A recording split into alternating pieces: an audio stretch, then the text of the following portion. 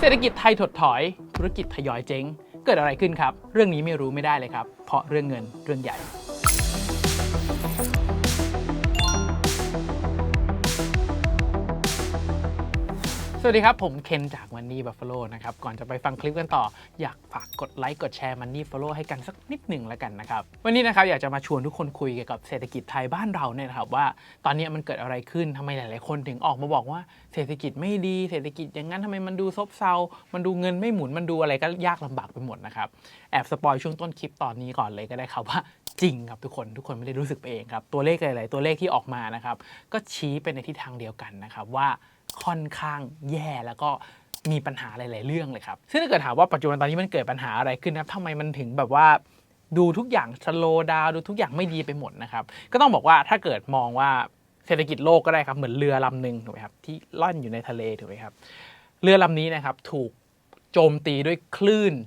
อย่างต่อเนื่องและไม่พักเลยนะครับถ้าทุกคนจำได้ในช่วงปี 2020 เราโดนสิ่งที่เรียกว่าโควิดถูกไหมอันนั้นหนักเลยเป็นคลื่นสึนามิยักษ์ซัดเข้ามาเลยนะครับพอยังโควิดไม่ทันหายยังซ่อมเรือไม่เสร็จนะครับโดนสงครามรัสเซียยูเครนเข้ามาอีกนะครับเงินเฟ้อพุ่งทั่วโลกอีกดอกเบี้ยต้องขึ้นทั่วโลกอีกก็โดนคลื่นไปอีกดอกหนึ่งนะครับยังไม่จบแค่นั้นครับในปี 2023 นะครับมีสงครามอิสราเอลปาเลสไตน์อีกนะครับคลื่นอีกลูกก็ซัดเข้ามานะครับแล้วจากนี้ก็ยังมีเรื่องของความขัดแย้งเชิงภูมิรัฐศาสตร์ไต้หวันจีนอเมริกาสงครามการค้านู่นนั่นนี่นัวไปหมดก็เป็นคลื่นอีกลูกหนึ่งที่ซัดเข้ามาเรื่อยๆอย่างต่อเนื่องนะครับดังนั้นถ้าจะบอกว่าเรือลำใหญ่ลำนี้ครับมันผุแล้วก็เจ็บตัวมากๆยังไม่ทันได้ฟื้นตัวจากการซ่อมแซมที่โดนคลื่นถาโถมเลยก็โดนอัดไปเรื่อยๆนะครับดังนั้นเรือลำนี้นะครับก็จะเปรียบเหมือนกับเรือลำหนึ่งที่ข้างนอกโซมมากๆเครื่องยนต์ก็ไม่ได้เพอร์ฟอร์มได้มากนะครับแล้วถ้าซูมเข้าไปในเครื่องยนต์ในโลกใบนี้นะครับที่เป็นเรือลำนี้ครับเรือที่ชื่อว่าประเทศไทยเนี่ยครับโดนน้ำหนักเข้าไปมากๆซัดเข้าไปแบบไม่หยุดไม่หย่อนเลยครับมันก็เลยทำให้เศรษฐกิจนะครับเติบโตได้ยากแล้วก็จะฟื้นตัวได้ยากนั่นเองครับที่นี่ครับเดี๋ยวเราจะมาเจาะลึกประเทศไทยกันเรานะครับว่าตอนนี้เนี่ยเศรษฐกิจไทยเราเกิดอะไรขึ้นมันมีปัญหาที่ตรงไหนบ้างนะครับแต่แอบบอกกับทุกคนนะครับมีปัญหาทุกเครื่องยนต์เลยครับทีนี้ถ้าเกิดเราจะไปเข้าใจนะครับว่าเศรษฐกิจหรือว่า GDP จะดีไม่ดีมีเครื่องยนต์อะไรยังไงบ้างนะครับสิ่งหนึ่งที่เราจะต้องเข้าใจก่อนเลยครับว่า GDP ของเราเนี่ยจะประกอบด้วยเครื่องยนต์4ตัวครับหลักการนี้ใช้กับ GDP ได้ทั่วโลกนะครับแต่ผมจะมาเจาะที่ GDP ของประเทศไทยนะครับโดยทั่วไปแล้วเนี่ย4เครื่องยนต์ที่เราพูดถึงนะครับอันนั้นก็คือตัว C consumption นะครับก็คือภาคบริโภคของภาคครัวเรือนนะครับ I คือ investment คือการลงทุนจากภาคเอกชนครับ G คือ government spending หรือการใช้จ่ายของภาครัฐบาลครับและเครื่องยนต์ตัวสุดท้ายครับนั่นก็คือ export ลบ import นั่นเองครับเป็นเครื่องยนต์ตัวที่4นั่นเองครับเดี๋ยวเราจะค่อยๆไล่ไปทีละเครื่องยนต์เลยนะครับว่าปัจจุบันตอนนี้เป็นอย่างไรกันบ้างนะครับว่าทำไมมันเกิดอะไรขึ้นทำไมมันดูแย่ไปทั้งหมดนะครับมาที่ตัวแรกกันก่อนครับตัวแรกคือเรื่องของ consumption หรือว่าตัว C นะครับตัว C ภาค consumption นะครับให้ทุกคนเห็นภาพเลยก็คือการที่คนธรรมดาแบบพวกเราที่เรานั่งฟังคลิปกันอยู่เนี่ยเกิดการใช้จ่ายนะครับยิ่งใช้จ่ายมากก็จะยิ่งทำให้เศรษฐกิจมันหมุนเครื่องยนต์มันหมุนได้แรงการใช้จ่ายของเรา1คนนะครับคือรายได้ของคนอีก1คนหรือว่ารายได้ของภาคเอกชนนะครับดังนั้นยิ่งมีการใช้จ่ายมากก็จะยิ่งทำให้เศรษฐกิจหมุนได้นั่นเองนะครับแต่ว่าปัญหาของตัว C ที่เรากำลังเจอตอนนี้นะครับเรื่องแรกเลยครับนั่นก็คือเรื่องของรายได้ของตัว C นะครับไม่เติบโตหรือว่ามันตกลงซะด้วยซ้ำครับเพราะว่าต้องยอมรับนะครับว่าตลอดในช่วง 30-40 ปีที่ผ่านมาของประเทศไทยเราเนี่ยปัญหาเชิงโครงสร้างอันหนึ่งที่มันอยู่กับเรานะครับนั่นก็คือเรื่องของ non skill labor ครับที่ทักษะเราเนี่ยทักษะของแรงงานเรานะครับไม่ได้ถูกพัฒนาตามยุคตามสมัยนะครับดังนั้นภาพใหญ่ๆที่เป็นแรงงานในภาพที่ต่างประเทศมองกลับเข้ามาของเราเนี่ยเขาจะมองว่าประเทศไทยเป็นฐานการผลิตเป็น non skill labor ที่สามารถใช้ถูกได้นะครับดังนั้นมันก็จะไม่ต่างอะไรกันกับประเทศอื่นๆนะครับดังนั้นมันก็เลยจะเกิดสงครามค่าแรงขึ้นครับทุกคนลองนึกถึงถ้าเกิดเราเป็นประเทศหนึ่งที่กำลังหาตั้งฐานการผลิตที่ประเทศอื่นนะครับแล้วเรามีทั้งไทยมีทั้งเวียดนามมีทั้งอินเดียมีทั้งจีนเนี่ยสิ่งหนึ่งที่เราก็ต้องมองครับมองดูว่าไปตั้งฐานการผลิตที่ไหนมันจะประหยัดมากที่สุดถูกไหมครับเพราะว่า non skill labor มันแทบจะถูกการทดแทนได้เกือบสมบูรณ์เลยดังนั้นค่าแรงนะครับมันก็จะยกบาร์ได้ไม่เร็วมากเพราะถ้ายกบาร์เร็วมากไป FDI หรือว่าการลงทุนจากภาคเอกชนบ้านเราก็จะเสียหายไปด้วยนะครับดังนั้นมันก็เลยเป็นเหตุผลนึงครับที่ค่าแรงเราอาจจะไม่ได้ยกบาร์ได้เร็วมากๆมันก็จะเห็นได้ว่าตลอดช่วง10 ปีที่ผ่านมาเนี่ยครับค่าแรงขึ้นช้ามากๆแล้วก็เป็นปัญหาหนึ่งที่เราบ่นกันนะว่าทำไมค่าแรงขั้นต่ำต่างๆไม่ค่อยขึ้นนะเพราะว่ารายได้มันไม่เติบโตขึ้นนั่นเองครับพอรายได้ของแรงงานนะครับไม่เติบโตอย่างที่คาดไว้อำนาจในการใช้จ่ายนะครับมันก็จะไม่ได้เติบโตตามอย่างที่มันควรจะเป็นนะครับดังนั้นนี่ก็คือปัญหาแรกเลยครับแล้วนอกจากนี้นะครับเวลาที่ภาคครัวเรือนแบบเราบริโภคนะครับแน่นอนครับว่าปัจจุบันตอนนี้เนี่ยแ แทบจะไม่มีใครนะครับที่บริโภคเงินสดกันแหละแบบว่าหาได้เท่าไหร่ใช้เท่านั้นนะครับส่วนใหญ่ก็จะมีใช้สิ่งที่เรียกว่าเครดิตมากขึ้นก็คือหรือว่าเป็นการกู้เงินมาใช้จ่ายนะครับไม่ว่าจะเป็นการซื้อบ้านซื้อรถยนต์ซื้อโทรศัพท์มือถือซื้อเครื่องใช้ไฟฟ้าต่างๆส่วนใหญ่ก็ถ้าเกิดชิ้นไม่ได้ใหญ่มากก็รูดบัตรเครดิตถูกไหมครับแต่ว่าถ้าเกิดเป็นอย่างสินเชื่อรถสินเชื่อบ้านเนี่ยก็จะเป็นสินทรัพย์ที่ใหญ่ก็จะมีการใช้เครดิตใช้หนี้เข้ามาด้วยนะครับแต่ปัจจุบันตอนนี้ครับไอ้ความสามารถในการก่อหนี้ของภาคครัวเรือนบ้านเราเนี่ยเรียกว่าชิดเพดานแบบแน่นเปรี้ยนะครับคือปัจจุบันตอนนี้เนี่ยหนี้ครัวเรือนนะครับอยู่ที่ประมาณแบบ 90% บวกๆไปแล้วดังนั้นการที่จะก่อหนี้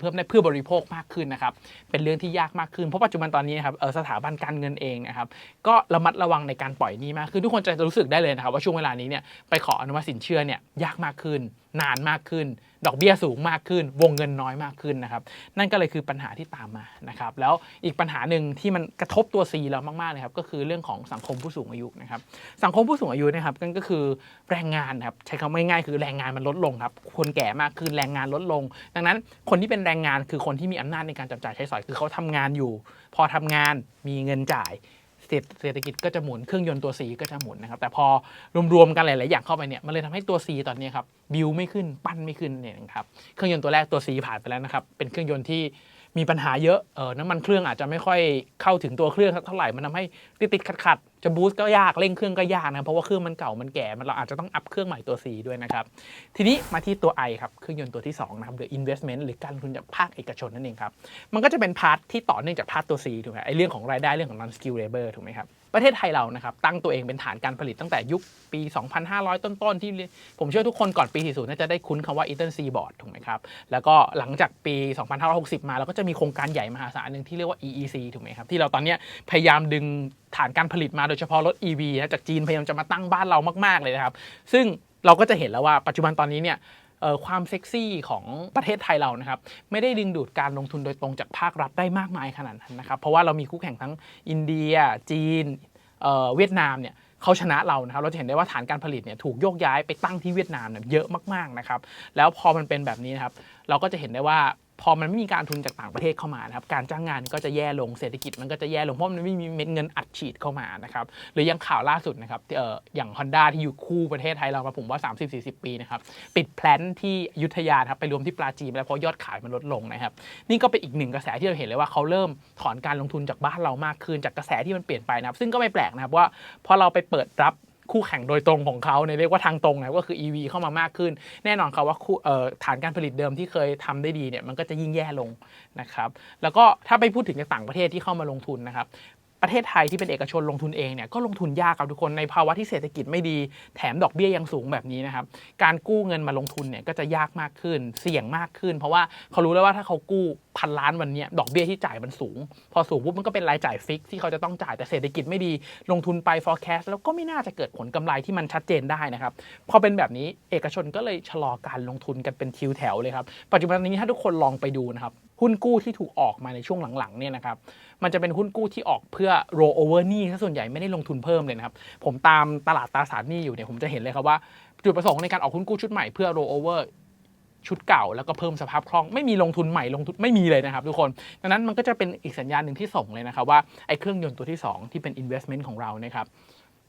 ค่อนข้างยากมากๆต่างชาติก็ไม่มาใส่ให้นะครับคนในประเทศเองหรือว่าเอกชนในประเทศเองก็ไม่กล้าลงทุนในช่วงเวลานี้เพราะว่ามันเสี่ยงจนเกินไปนะครับดังนั้นตัว I ก็จะเป็นอีกเครื่องยนต์หนึ่งครับที่สนิมเกราะมากๆมันไม่สามารถบิวให้มันเติบโตได้นะครับก็จะเป็นปัญหาทั้ง2ตัวเหมือนกันนะครับทีนี้มาตัวที่3นะครับตัวที่3ก็คือตัว G หรือว่า government spending นะครับตัวนี้นี่หนักเลยครับทุกคนโดยปกติแล้วในภาวะที่เศรษฐกิจซึมๆเซาๆแบบนี้นะครับสิ่งหนึ่งที่จะต้องอัดเข้ามาและกระตุ้นเพื่อให้เครื่องยนต์ตัวอื่นทำงานต่อไปได้นะครับเครื่องยนต์ที่ต้องเป็นเดอะแบกเลยนะครับนั่นคือตัว G หรือว่า government spending นั่นเองครับเอาง่ายอย่างสหรัฐอเมริกาก่อหนี้มากขึ้นกระตุ้นอัดตัว G ลงไปเพื่อให้ภาคอื่นกระตุ้นต่อไปได้เศรษฐกิจเขาโตต่อได้หุ้นในอเมริกาไปกระจุยกระจายเลยนะครับเพราะตัว G เนี่ยแหละครับที่อัดเข้าไปนะครับแต่ว่าพอมามองเครื่องยนต์ตัว G ที่บ้านเรานะครับตัว government spending เนี่ยเราจะเห็นได้ว่าปัญหาแรกที่เราเจอเลยครับคืองบประมาณปี67ล่าช้าวงเล็บมากๆเลยนะครับมันไม่เคยช้าขนาดนี้เพราะว่ามันมีปัญหาเรื่องการเมืองซ้อนเรื่องนู่นเรื่องนั้นเรื่องนี้โหวตกันเท่าไหร่ก็ไม่ผ่านสักทีนะครับเกินครึ่งปีมาแล้วเพิ่งจะเห็นแววว่ามันผ่านออกมาเนี่ยมันทำให้การใช้จ่ายมันออกมาช้ามากๆพอมันช้ามากๆนะครับการกระตุ้นเศรษฐกิจต่างๆมันก็จะยิ่งทำได้ช้าลงนะครับแล้วพอมันยิ่งออกมาช้าอย่าลืมนะครับว่าภาคเอกชนหรือภาคครัวเรือนนะครับอย่างที่ผมบอกว่าเวลาเขาบริโภคเวลาเขาใช้จ่ายเนี่ยมันมีเรื่องของหนี้อยู่ด้วย เมื่อมีหนี้ดอกเบี้ยมันวิ่งทุกเดือนนะครับและในช่วงที่ผ่านมาเนี่ยดอกเบี้ยค่อนข้างสูงพอดอกเบี้ยสูงปุ๊บยิ่งเวลาผ่านไปรายจ่ายดอกเบี้ยยิ่งมากขึ้นมันจะยิ่งแย่ลงเรื่อยๆถ้าไม่มี government spending ยัดเข้ามานะครับดังนั้นก็เลยจะเป็นปัญหามากๆแล้วถ้าเกิดพอไปมองเรื่องของงบประมาณต่างๆที่น่าจะใช้จ่ายออกมากระตุ้นเศรษฐกิจจริงๆจังๆอีกนะครับเราก็จะเห็นเลยว่าปัญหาอย่างหนึ่งที่เห็นมากๆคือที่เราเห็นนะที่เป็นเมกะโปรเจกต์จริงๆก็จะมีแค่เงินดิจิตอล 10,000 บาทที่เป็นเงินมหาศาลที่อัดเข้ามานะครับแต่ว่าผมส่วนตัวเองอย่างที่ถ้าเกิดใครติดตาม Money Buffalo นะครับผมก็จะบอกเลยครับว่าผมไม่เห็นด้วยกับเงินดิจิตอลเลยเพราะว่ามันเป็นนโยบายที่สั้นมากๆนะครับแล้วมันใช้วงเงินแบบระดับ 500,000 ล้านนะครับทุกคนซึ่ง 500,000 ล้านไม่น้อยนะครับทุกคนมันประมาณ 3-4% ของ GDP แล้วมันเป็นหนี้ที่มันมหาศาลนะแม้จะเกลี่ยงบมายังไงก็ยังต้องก่อหนี้เพิ่มนะครับซึ่งการก่อหนี้อย่างที่ทุกคนรู้นะครับมันก็จะเป็นดอกเบี้ยเป็นภาระทางการคลังที่ตามกลับมาในปีอื่นๆที่เราจะต้องไปนั่งเก็บอะไรต่างๆแล้วครับซึ่งภาพที่ผมพยายามไล่มาทั้งหมดนะครับไม่ว่าจะเป็นเครื่องยนต์ตัวแรกตัว C ตัว I นะครับเราจะเห็นว่าปัญหา2อันนี้เป็นปัญหาเชิงโครงสร้างนะครับพอมันเป็นปัญหาเชิงโครงสร้างเนี่ยมันไม่สามารถแก้ได้ด้วยนโยบายแบบอัดฉีดแบบนี้ครับเพราะว่าอัดไปเราก็แค่เหมือนกับเครื่องมันทำงานอยู่เราแค่เหยียบคันเร่งเข้าไปให้เครื่องมันทำงานหนักมากขึ้นนะครับและถ้าเราดูแลเครื่องไม่ดีเผลอๆเครื่องพังมีปัญหาหนักเข้าไปอีกแล้วพอเราเลิกเหยียบคันเร่งเมื่อไหร่เครื่องมันก็จะกลับไปทำงานเหมือนเดิมครับผมรู้สึกว่าสิ่งที่มันสำคัญจริงๆเนี่ยสำหรับนโยบายตอนนี้ครับมันคือนโยบายที่แก้ปัญหาเชิงโครงสร้างที่ต้องอัปเดตเครื่องใหม่ maintenance เครื่องมากกว่าการเหยียบคันเร่งเพิ่มครับแต่ว่า ก็ต้องเข้าใจนะครับว่าคนที่ถือนโยบายคือคนที่มีอำนาจเขาคือนักการเมืองถูกไหมครับแล้วพอเป็นนักการเมืองเนี่ยเขามีอำนาจ4 ปีสมัยที่2ไม่รู้จะได้หรือเปล่านะครับดังนั้นสิ่งหนึ่งที่เขาทำเวลาที่เขาเป็นรัฐบาลนะครับโดยส่วนใหญ่แล้วทุกรัฐบาลนะครับก็จะพยายามสร้างนโยบายที่กึ่งประชานิยมแบบนี้นะครับเพื่อให้คนโดยทั่วๆไปเห็นว่าเฮ้ยเขาขึ้นมา4 ปีเนี่ยเศรษฐกิจมันดีนะเศรษฐกิจมันกระเตื้องนะด้วยการอัดฉีดเงินระยะสั้นๆแบบนี้ซึ่งคนโดยทั่วไปส่วนใหญ่แล้วครับเอาจริงคือแยกไม่ออกแล้วครับว่านโยบายอันนี้คือมองสั้นนโยบายนี้คือยาวอันนี้คือประชานิยมอันนี้คือแบบเชิงโครงสร้างซึ่งแรงกระตุ้นของนักการเมืองเนี่ยครับก็จะพยายามทำนโยบายที่มันสั้นๆแบบนี้แหละครับเป็นเรื่องปกติเลยดังนั้นมันก็จะเป็นปัญหาเครื่องยนต์ตัวที่3ของเราด้วยนะที่ทำให้ช่วงเวลานี้เรารู้สึกว่ามันไม่ค่อยดีแล้วมันซึมๆแบบนี้เพราะว่าตัว G มันล่าช้าเงินอัดฉีดไม่เข้าแล้วเงินดิจิตอลที่ว่าจะมาไม่มาแน่เนี่ยเขาก็ว่ากว่าจะได้ใช้จริงก็คือปลายปีนะเพราะว่ามันต้องทำระบบใหม่ซึ่งถ้าเกิดถามผมเนี่ยเงินดิจิตอลเนี่ยมันไม่มีความจำเป็นต้องทำระบบใหม่เลยนะครับแต่ว่าถ้าจะไปใช้ของเดิมกับของที่รัฐบาลเก่าชุดแล้วมันก็จะเหมือนกันเหยียบเส้นกันนิดนึงเชิงการเมืองนะครับไม่ได้ครับเขาต้อง develop ตัวใหม่ขึ้นมามันก็เลยทำให้ยิ่งล่าช้าเข้าไปอีกนะครับสำหรับใครที่ฟังมาถึงตรงนี้นะครับอยากจะให้กดไลค์กดแชร์ Money Buffalo ให้กันนิดนึงนะครับเพราะจากข้อมูลหลังบ้านของผมที่ผมไปดูมาเนี่ยมีมากกว่า 90% เลยนะครับที่ดูคลิปของผมแล้วแต่ยังไม่ได้กด Sub ให้กันกด Sub ให้นิดนึงนะครับทีนี้ครับเครื่องยนต์ตัวสุดท้ายครับก็คือ Export ลบ Import นะครับจริงๆแล้วต้องบอกว่า Export ลบ Import เนี่ยครับเป็นเครื่องยนต์ที่เป็นเครื่องที่ใหญ่ผมใช้คำว่าใหญ่ที่สุดของประเทศไทยเรานะครับในช่วงที่ผ่านมาถ้าไปมองจากตัวเลข GDP ทั้งหมดเนี่ยไอ้ Export ลบ Import เนี่ยครับมันใหญ่ถึง2 ใน 5หรือประมาณ 40% ของ GDP เลยนะครับซึ่งประเทศไทยเราเนี่ยก็ส่งออกทั้งสินค้าและก็บริการเนื่องจากเราเป็นฐานการผลิตถูกไหมเราก็จะมีการนำเข้าชิ้นส่วนมาประกอบในประเทศแล้วก็ส่งออกไปนะครับมันก็จะช่วยทำให้เราสร้างรายได้จากตรงนี้ได้เยอะแล้วก็อีกเรื่องนึงที่เป็นการส่งออกที่มันแบกประเทศไทยมาตั้งแต่ประมาณช่วง10 ปีหลังนี่แบกมากๆนะครับนั่นก็คือการส่งออกบริการหรือว่าการท่องเที่ยวนั่นเองครับเวลาที่ต่างชาติเข้ามาเที่ยวที่ประเทศไทยเรานะครับมันก็จะเปรียบเสมือนกับการส่งออกบริการเพราะว่าเขามาใช้บริการบ้านเราถูกไหมครับซึ่งแน่นอนครับว่าประเทศไทยเราเนี่ยจะเรียกได้ว่าในช่วงก่อนโควิดมันเป็นพาร์ทโชคดีไหมครับในช่วงนึงมันคือจีนเข้ามาเยอะๆช่วงนึงจีนเข้ามาเยอะมากพอจีนเกิดปัญหาเศรษฐกิจของเขานะเราก็ได้รัสเซียฝั่งทางแบบสแกนดิเนเวียนเข้ามานะครับมันก็จะช่วยทำให้รักษามาตรฐานการท่องเที่ยวกลับมาได้แต่ว่าหลังจากที่เกิดโควิดนะครับตอนนี้ท่องเที่ยวเรายังไม่กลับมาที่จุดเดิมเลยครับดังนั้นมันก็เลยเป็นปัญหาว่าไอการท่องเที่ยวยังไม่กลับมาการส่งออกยังไม่ดีนะครับมันก็เลยทำให้ไอเครื่องยนต์ตัวนี้มันยังบูสต์ต่อไม่ได้แล้วข้อจำกัดของไอเครื่องยนต์ตัวสุดท้ายที่เป็น Export ลบ Import เนี่ยครับข้อจำกัดมันคือเราพึ่งพาปัจจัยข้างนอกครับคือปัจจุบันตอนนี้คือเศรษฐกิจทั่วโลกมันไม่ดีครับแล้วนักจีนเองก็มีปัญหาของเขาที่เป็นนักท่องเที่ยวใหญ่ของเราเนี่ยก็มีปัญหาดังนั้นเขาก็จะมาเที่ยวไทยน้อยลงสเปนน้อยลงนะครับรวมถึงประเทศอื่นๆที่เป็นที่เขาจะเข้ามาเที่ยวหรือว่าเข้ามาซื้อของจากบ้านเราเนี่ยเขาก็มีปัญหาชะลอตัวเหมือนกันครับดังนั้นมันค่อนข้างเลี่ยงไม่ได้เลยครับที่ปัจจุบันตอนนี้ก็ต้องยอมรับนะครับว่าเราพึ่งพาต่างชาติต่างประเทศมากๆแต่ต่างประเทศเขาก็ไม่ดีเขาก็จะมาซื้อของจากบ้านเราน้อยลงมันก็เลยทำให้เครื่องยนต์ตัวนี้มันทำงานได้ไม่ดีอย่างที่ควรจะเป็นนั่นเองครับแล้วถ้าหากจะพูดถึง ปัญหาเชิงโครงสร้างที่มันซ้อนๆกันอยู่ครับคือก็ต้องยอมรับว่านักท่องเที่ยวบางกลุ่มที่เข้ามาเนี่ยครับแม้จะเข้ามาทางตัวเลขก็ตามนะครับแต่ว่าผลประโยชน์เนี่ยไม่ได้ตกถึงกับคนไทยเลยไม่ว่าจะเป็นอย่างเมื่อก่อนก็เป็นทัวร์0 เหรียญถูกไหมครับตอนนี้ก็จะมีพวกจีนเทาหรือว่าพวกที่เราส่งออกสินค้าไปได้ก็จริงเผลอเป็นแบบ คนจีนที่แบบเคลือบแคลงเป็นคนไทยนะครับแล้วเราซื้อของบน Shopee บน Lazada เผื่อเป็นบริษัทคนจีนทั้งนั้นเลยนะครับโดยที่เราไม่รู้ตัวอันนี้ก็เป็นปัญหาเชิงโครงสร้างนะครับที่มันทับถมอยู่แล้วการที่เกิดการใช้จ่ายเกิดการส่งออกเนี่ยแล้วเงินมันกลับไปที่ประเทศอื่นหมดเลยมันไม่ได้ตกมาอยู่ที่คนไทยนะครั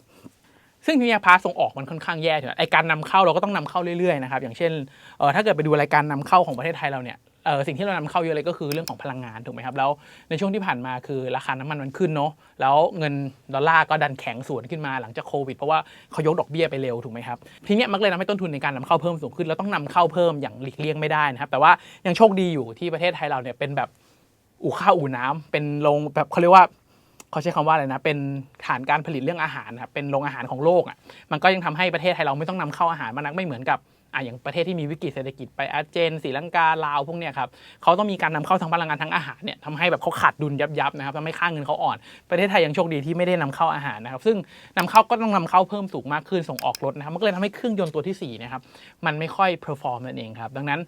ถ้าเรามองดูภาพจริงๆครับเราจะเห็นได้เลยว่าไอ้เครื่องยนต์ทั้ง4ตัวเนี่ยที่มันควรจะทำงานสลับเพื่ออันไหนแย่มันควรจะมีเครื่องยนต์บางเครื่องขึ้นมาทดแทนถูกไหมครับแต่ณปัจจุบันตอนนี้ต้องบอกกับทุกคนเลยนะครับว่ามันซึมยมเหยียบคันเร่งไม่ขึ้นทั้ง4ตัวเลยครับทีนี้ครับถ้าเกิดจะให้อธิบายจริงๆว่าตอนนี้ภาวะเศรษฐกิจของไทยเนี่ยครับมันอยู่ในสภาวะแบบไหนเนี่ยผมว่าคำหนึ่งที่เป็น definition ที่มันอธิบายเศรษฐกิจของไทยได้ดีที่สุดตอนนี้ครับนั่นก็คือวิกฤตเศรษฐกิจแบบต้มกบนั่นเองครับซึ่งมันจะต่างจากฟองสบู่นะครับทุกคนวิกฤตเศรษฐกิจแบบต้มกบเนี่ยมันเป็นการเปรียบเทียบว่าเนื่องจากกบมันเป็นสัตว์เลือดเย็นเนาะเวลามันอุณหภูมิข้างนอกมันเปลี่ยนมันก็จะเปลี่ยนอุณหภูมิร่างกายตัวเองตามด้วยครับมันก็จะบอกว่าเราใส่น้ำเย็นลงไปในหม้อถูกไหมครับใส่กบลงไปเราค่อยๆเร่งไฟอ่อนๆนะครับให้อุณหภูมิค่อยๆเดือดขึ้นเนี่ยกบมันจะไม่ทันรู้ตัวครับแล้วมันก็จะอยู่ในน้ำแบบนั้นเปลี่ยนอุณหภูมิไปเรื่อยจนมันเสียชีวิตนั่นเองครับเป็นคำเปรียบเทียบที่ผมคิดว่ามันค่อนข้างเห็นภาพนะครับมันจะไม่เหมือนกับฟองสบู่นะครับไอ้วิกฤตฟองสบู่เนี่ยมันเป็นฟองสบู่ที่แบบไต่ขึ้นไปแล้วมันตกฟุ่มลงมาถูกไหมครับและจากนั้นมันจะมีดีดขึ้นมาเร็วแล้วคนก็จะใช้ชีวิตต่อไปได้นะครับแต่ไอ้ต้มกบเนี่ยมันน่ากลัวกว่าในความหมายของผมก็คือมันไม่สามารถเป็นระยะสั้นๆแล้วหายได้นะครับวิต้มกบเนี่ยมันจะแบบค่อยๆลงมาเรื่อยๆเป็นปัญหาระยะยาวเป็นปัญหาเชิงโครงสร้างนะครับแล้วปัญหาของการต้มกบคือมันเป็นเชิงโครงสร้างที่แก้สั้นไม่ได้ครับทุกคนฟองสบู่อัดฉีดเงินก้อนหนึ่งเผื่อทุกอย่างกลับมาปกตินะอย่างเช่นมีธนาคารล้มปุ๊บมีรัฐบาลเข้าไปอุ้มธนาคารนั้นปุ๊บทุกอย่างจบฟองสบู่แตกเลิกแตกจบทุกอย่างเหมือนเดิมถูกไหมครับแต่ว่าอย่างต้มกบไม่ใช่เลยครับยิ่งอัดสั้นมันจะกระตุกนิดเดียวครับแล้วมันก็จะลงต่อไปเรื่อยๆเพราะว่าเครื่องยนต์เนี่ยมันคอนซูมพลังงานมากกว่า productivity ที่มันสร้างได้เมื่อไหร่เนี่ยมันก็จะเป็นปัญหาในระยะยาวๆเลยครับดังนั้นผมรู้สึกว่าตอนนี้เศรษฐกิจไทยเนี่ยเข้าสู่สภาวะที่เรียกว่าต้มกบแบบชัดมากๆแล้วถ้าเรายังยืนยันว่าเราจะแก้สั้นไม่มองภาพยาวนะครับปัญหานี้จะไม่มีวันถูกแก้เลยครับทุกคนซึ่งถ้าเกิดจะไปมองในเรื่องของโซลูชันนะครับว่าสิ่งหนึ่งที่ในฐานะที่ผมเป็นเรียนเศรษฐศาสตร์มามีนักเศรษฐศาสตร์อยู่ในตัวอยู่บ้างนิดนึงนะครับสิ่งที่ผมอยากเห็นเลยจริงๆว่าถ้าเกิดอยากจะแก้ปัญหาเรื่องนี้ได้จริงๆแน่นอนครับว่ามันต้องไม่ใช่นโยบายที่กระตุ้นสั้นจ่ายสั้นแบบนั้นแน่นอนครับมันจะต้องเป็นนโยบายที่มองถึงปัญหาเชิงโครงสร้างเป็นปัญหาใหญ่แล้วแก้ปัญหาเชิงโครงสร้างจริงๆนะครับอย่างแรกเลยคือผมว่าถ้าอยากจะแก้ไขปัญหานี้เนี่ยอาจจะต้องเริ่มต้นแก้ไขที่คือเรื่องของการพัฒนาแรงงานครับก็คือการกระตุ้นตัว C เนี่ยถ้าอยากให้ C กลับมาแรงงานเราต้องดีขึ้นครับไม่ว่าจะเป็นเรื่องของพาร์ทการศึกษาที่ผมบอกเลยครับว่าการศึกษาไทยตอนนี้ลังท้ายอันดับโลกแล้วนะครับแย่มากๆแล้วการศึกษาเนี่ยมันเป็นอะไรที่เป็นพื้นฐานของแรงงานนะครับยิ่งถ้าเราต้องการให้เป็น skill labor นะครับที่ไม่ใช่ non skill แบบนี้เนี่ยการศึกษาต้องดีมากๆให้ทุกคนเห็นภาพคิดเองได้พัฒนาเองได้แล้วแรงงานมันถึงจะพัฒนานะครับหรือว่าถ้าในระยะสั้นๆระยะกลางแล้วกันนะครับก็ต้องเสริมสร้างทักษะที่มันเหมาะกับโลกอนาคตครับไม่ใช่ว่าศูนย์ฝึกศิลปาชีพต่างๆยังเป็นแบบยุคโบราณอยู่เลยแต่จริงๆทุกวันนี้คือมันเป็นเรื่องของเทคโนโลยีเรื่องของอะไรต่างๆที่มันพัฒนามากขึ้นนะครับมันควรจะกระตุ้นให้มันถูกจุดสักนิดนึงหรือว่าถ้าเราพัฒนาแรงงานภายในมันช้านะครับเราอาจจะ import แรงงานจากต่างประเทศเข้ามาก็ได้ครับเปิดเสรีให้แรงงานต่างประเทศเข้ามาเลยหลายๆประเทศทำโมเดลนี้แล้วเวิร์กนะครับเอาแรงงานคุณภาพเข้ามาแล้วพัฒนาพอเกิดการแข่งขันปุ๊บแรงงานภายในก็จะพัฒนาเองเพราะมันอยู่ไม่ได้นะครับหรือว่าอย่างที่2เนี่ยผมรู้สึกว่าแผนอันนึงที่ประเทศไทยเรามีแต่ไม่ชัดเลยครับก็คือแผนพัฒนาเศรษฐกิจระยะยาวๆนะครับที่มันควรจะมีการรีวิวทุกปีแล้วก็เซตเป้าหมายตั้งกันไปใหม่ทุกปีนะครับซึ่งปัจจุบันตอนนี้แผนระยะยาวบ้านเราไม่ชัดเลยครับทุกคนว่าเราจะเป็นฐานการผลิตไหมซึ่งถ้าเราจะเป็นฐานการผลิตอยู่แน่นอนครับว่าเราต้องกดค่าแรงค่าไฟต่างๆให้มันต่ำลงเพื่อให้คนมาตั้งฐานการผลิตให้การผลิตมันถูกที่สุดเขาจะได้มาตั้งแล้วก็เกิดการจ้างงานถ้าจะเป็นแบบนั้นก็ได้นะครับแต่มันต้องชัดครับทุกคนไม่ใช่แบบจะเอา2ด้านไปพร้อมกันเนี่ยมันจะไม่ได้สักด้านเลยนะครับหรือว่าถ้าเกิดเราบอกว่าเราจะไปเรื่องของการสร้าง value added แล้วอย่างเช่นในช่วงที่ผ่านช่วงประมาณสัก 5-6 ปีที่แล้วก่อนโควิดเนี่ยอย่างนึงที่เราทำได้ดีมากคือการท่องเที่ยวเชิงการแพทย์ถูกไหมครับเราจะเห็นได้ว่า แถวเพชรบุรีที่มีโรงพยาบาลหนึ่งแล้วเขามีคนอาหรับคนแขกมานอนโรงพยาบาลกันยาวๆรักษาตัวกันเลยเนี่ยเพราะมันถูกครับทุกคนแล้วหมอบ้านเราเนี่ยขึ้นชื่อเรื่องความเก่งอยู่แล้วคุณภาพบริการดีแล้วดังนั้นมันก็จะมีคนมาบริการแบบนี้เยอะนะครับหรือว่าจะเป็นเราตั้งใจจะปั้นสตาร์ทอัพสร้างฟินเทคเลยเนี่ยก็ช่วยไปแก้กฎหมายไปรื้อกฎหมายหน่อยที่มันมีเป็นแสนฉบับนะครับให้สตาร์ทอัพมันสามารถเกิดได้พัฒนาได้มีเงินทุนอย่างชัดเจนเป็นรัฐบาลต้องเป็นอินคิวเบเตอร์ที่ดีมากๆเพื่อกระตุ้นมันได้นะครับดังนั้นมันต้องชัดครับทุกคนว่าเราจะเอาอะไรเราจะเหยียบเรือสองแห่เอาทุกอย่างใครว่าซอฟต์พาวเวอร์ดีสตาร์ทอัพดีเทคดีทุกอย่างดีฐานการผลิตก็ดีพูดเชิงมาร์เก็ตติ้งอย่างเดียวมันไม่มีประโยชน์ครับทุกคนมันต้องมีแผนที่ชัดแล้วเราต้องตั้งใจเอาอย่างหนึ่งและเสียสละอย่างหนึ่งครับนั่นแน่นอนว่าพอเราเลือกแล้วครับมันจะเห็นภาพที่ชัดมากขึ้นเขาจะนึกถึงประเทศไทยในรูปแบบที่มันชัดมากขึ้นนั่นเองครับแล้วก็อย่างที่3ครับทุกคนก็อย่างที่เรารู้กันเลยครับปัญหาเรื่องของคอร์รัปชันมันเป็นปัญหาที่ใหญ่มากๆแล้วตอนนี้เรื่องของคอร์รัปชันแรงกิ้งของเราเนี่ยก็คือค่อนข้างสูงมากๆนะครับทุกคนถ้าไปดูจากที่ World Bank จัดเนี่ยค่อนข้างสำหรับผมเห็นแล้วก็คืออายเลยครับมันค่อนข้างแย่มากๆแล้วคอร์รัปชันมันแย่กับระบบเศรษฐกิจเรื่องนี้เราไม่ต้องคุยกันนะครับว่ามันแย่จริงแล้วมันก็เกิดผลเสียมากกว่าผลดีเพราะผลดีมันตกอยู่ในกลุ่มมือแค่นี้ครับแต่ผลเสียมันกว้างแบบนี้เลยแล้วถ้าเกิดใครยังมองว่าปัญหาคอร์รัปชันไม่เป็นปัญหาใหญ่ดูแค่ว่าเราได้ผลประโยชน์แล้วคือจบครับประเทศไทยเราก็จะไม่มีวันเติบโตเหมือนกับช่วง30 ปีที่ผ่านมาเลยครับทั้งหมดนี้แหละครับก็เป็นเหตุผลครับว่าทำไมเศรษฐกิจไทยเราตอนนี้มันถึงแย่จริงๆแล้วปัญหามันอยู่ที่ตรงไหนนะครับเพื่อนๆคิดเห็นยังไงเห็นด้วยไม่เห็นด้วยยังไงคอมเมนต์พูดคุยกันได้นะครับสุดท้ายนะครับถ้าใครมองว่าคลิปนี้เป็นประโยชน์อยากจะรบกวนทุกท่านจริงๆครับให้กดไลค์กดแชร์มันนี่บัฟฟาโลไว้นะครับไว้ผมจะหาเรื่องราวดีๆแบบนี้มาย่อยสรุปง่ายๆให้ทุกคนฟังอีกแน่นอนครับ